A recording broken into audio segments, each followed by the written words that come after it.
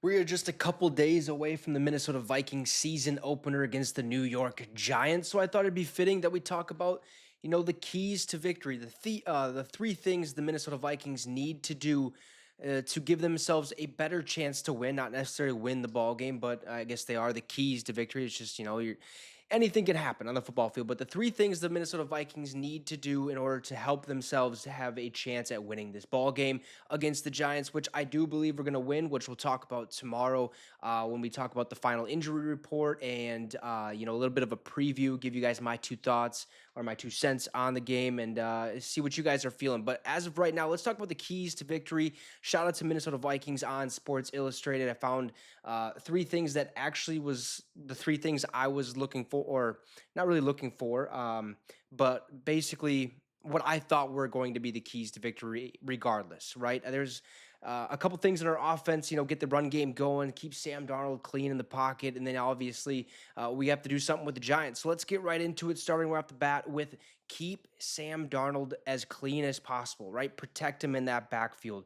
The Vikings' success this season all comes down to Darnold's ability to operate Kevin O'Connell's offense efficiently and take care of the football. With J.J. McCarthy out for the year, they have no one else to turn to. So his first test is going to be obviously against that Giants defense this week on the back end, but imposing up front. Okay. Now, the single biggest X factor in this game will be the Vikings' ability to block Dexter Lawrence in the middle of the Giants' defensive line. Now, he's wrecked the game twice in a 3-week span at US Bank Stadium during the 2022 season.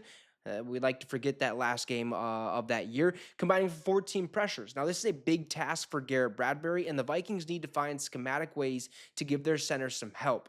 Now, I do believe Garrett Bradbury was hurt during the wild card game. I'm not 100% certain on that. I thought he was a little banged up during that season, if I'm not mistaken. But if he wasn't, still got to do better, still have to figure a way out, or still have to figure a way to block Dexter Lawrence. Now, the spotlight will also be very heavy, I guess, on new left guard Blake Brandel and third-year right guard Ed Ingram. Okay, on the edges, the matchups between Kristen Darisaw and Brian Burns, and then Brian O'Neill and Kayvon Thibodeau will be fun to watch. It's going to be electrifying. Okay, two top-tier pass rushers versus two of the league's best tackles. It's going to be a very interesting battle to see who imposes their will on the other better. Right, the Vikings really need their offensive line to hold up well in this game because so much of Darnold's success or lack thereof in his career has been influenced by whether or not he's under duress. Now, if he has time in the pocket, he should be able to show off his arm talent and find Justin Jefferson, Jordan Addison, and the Vikings' other weapons, like Jalen Naylor, Brandon Powell, Aaron Jones coming out of the backfield, Josh Oliver, Johnny Munt, Nick Muse. You get it, okay? Find the other weapons. Now, if he frequently has Lawrence, Dexter Lawrence in his lap, and one of those edge rushers, Brian Burns, Kayvon Thibodeau, coming around the outside, he could be flustered in some mistakes, which is something we really don't need. So we have to find a way to keep Sam Darnold as clean as possible. Keep him upright. We're going to take some sacks. That's just how the game is. It's going to happen. But if we can limit those pressures, limit those sacks, we should have a pretty decent day throwing the ball and maybe even running the ball if we can stop those things. The next one, which I think is a very big one, just because time of possession is massive in the National Football League. Usually the team who holds the ball the longest usually ends up winning. That's not always the case, but if you're able to control the clock, control the speed of the game, the flow of the game, things go much easier. Okay, it's a lot easier to win a ball game.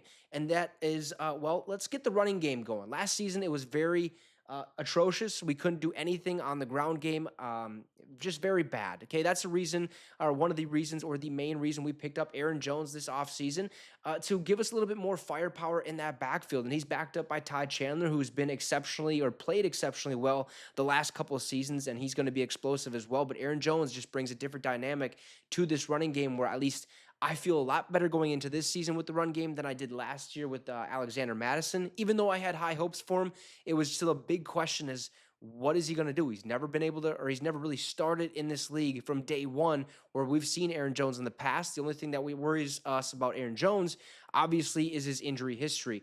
But it would be huge for Darnold if the Vikings can have a balanced offensive attack this season. Okay, O'Connell and the offensive coordinator, Wes Phillips, would like nothing more than to get a strong running game going after struggling mightily, okay, in that area over the last 2 years, more so last season. Now, that's why they are so excited to add former Pro Bowler Aaron Jones in free agency this spring. The hope is that the 29-year-old still has a lot left in the tank and can bring the efficiency and explosiveness over to Minnesota after just 7 years in Green Bay. Now, watching him in training camp, you get the feeling that Jones could be in line for a big season if he's able to stay healthy. I feel like that's the case for Aaron Jones literally every single season. If he stays healthy, he's one of the top running backs in the National Football League. There's just really no ifs, ands, or buts about it. He's not really flashy, but he's going to break one loose from time to time, and he's going to make sure that he helps the offense inch closer to that first down mark. He's going to get you a lot of chunks of yards, so that's exactly what we need out of Aaron Jones. So hopefully he stays healthy.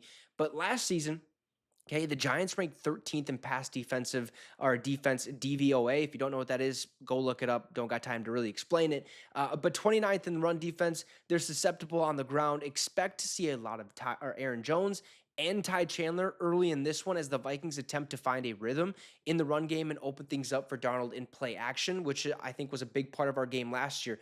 Although the run game was really not there, so the play action really wasn't working too much as it might have in the past seasons before that. Now, the goal for Minnesota will be to grab the lead and then lean on Jones and Chandler to control the time of possession. So let's get that run game going. Let's be explosive on the ground, which will open up that play action, which will help the receivers out and also help Sam Darnold out immensely. And again, controlling that time of clock, controlling the flow of the game will give us a better edge or a greater edge to potentially come away victorious. And last but not least, we got to do something about another Giant, okay, on the offensive side. A guy who, well, it seems as if the Giants aren't sold on. Joe Shane is already going to scout, Shador Sanders. He's scouting Carson Beck. We even seen in the Hard Knocks when the Chicago Bears, Ryan Poles, the Bears GM, was talking to Joe Shane and said, "What are you doing here?" He's like, "Well, I'm scouting for a quarterback." It's because he doesn't trust Mr. Daniel Jones, who is, let me put it this way, not great. And they paid him $40 million when they should have paid Saquon Barkley. But who am I? I'm not a GM. So that's another conversation for another time. But we have to make Daniel Jones' life miserable. Let's just make it terrible. Let's get him off the field as soon as possible. Do whatever we have to do to make sure, or to tell Joe Shane that, hey, you probably should have paid Saquon. And I think he already knows that, but make Daniel Jones' life miserable. One can only imagine what Brian Flores has been cooking up in recent weeks for the start of his second year as the Vikings defensive coordinator. Brian Flores' unique scheme. The Vikings blitzed more than anyone last season while also dropping 8 into coverage more than anyone. Okay, led to an incredible turnaround and an 11th place finish in defensive DVOA last season. Now, he's a mad scientist when it comes to his pressure packages and the variety of looks he presents to opposing offenses. This year, okay, Flores might have the pieces to be even better. Jonathan Grenard, Andrew Van Ginkel, Dallas Turner are a collective upgrade from just Daniil Hunter and DJ Wanham at outside linebacker. Okay, now we have 3 compared to 2, and arguably 2, pretty solid players. Okay, superstars, if you will, not great superstars. I don't know. You get it. Just we got more talent at the offensive line or pass rushing position. But Blake Cashman is now in for Jordan Hicks at inside linebacker or inside backer. Jerry Tillery adds some pass rush juice at defensive tackle. The cornerback room now has veteran Stephon Gilmore and Shaq Griffin, which still the worst room in the entire basically organization, I think, is the defensive back room. But hey, that's to be determined. We'll see what happens week 1, week 2, week 3, week 4, and then really make our decision of what position group is really not the greatest. But I think cornerbacks has always been that room where we're not really that good in. And that's not to mention key returners, Harrison Smith, Josh Metellus, Cam Bynum, Byron Murphy Jr., Ivan Pace Jr., and Harrison Phillips, all of whom now have significant experience in this system, okay? But since he entered the NFL in 2019, Daniel Jones has fumbled 46 times, okay, and thrown 40 interceptions in just 60 regular season games. He can hurt you with his arm and his legs at times, but he's also prone to make mistakes. Flores and this revamped Vikings defense have a chance to fluster Jones into bad decisions if they play like they did throughout training camp. Now get ready to see controlled chaos from Minnesota when the Giants have the ball. Okay, those 3 keys right there. You keep Sam Darnold clean in the pocket. Stop those sacks or at least slow them down, slow the pressures down. Get the run game going. Get Aaron Jones and Ty Chandler, controlling that clock, controlling the flow of the game, and also just make Daniel Jones' life miserable. Okay, just pick him off a couple times. Make him fumble it. Just contain him. Don't let him get outside. Don't let him run the ball. Just make it bad. Make it a bad day for Daniel Jones and the New York Giants. And it's even more fitting that they're wearing the worst uniforms I've ever seen in the history of the National Football League. Their 100th anniversary uniforms, which, I mean, what are we doing? If it's your 100th year, why are we going back to the 100th year or your jersey from 100 years ago? Okay, like I don't care. Do something better. Okay, it's your 100th year of the New York Giants.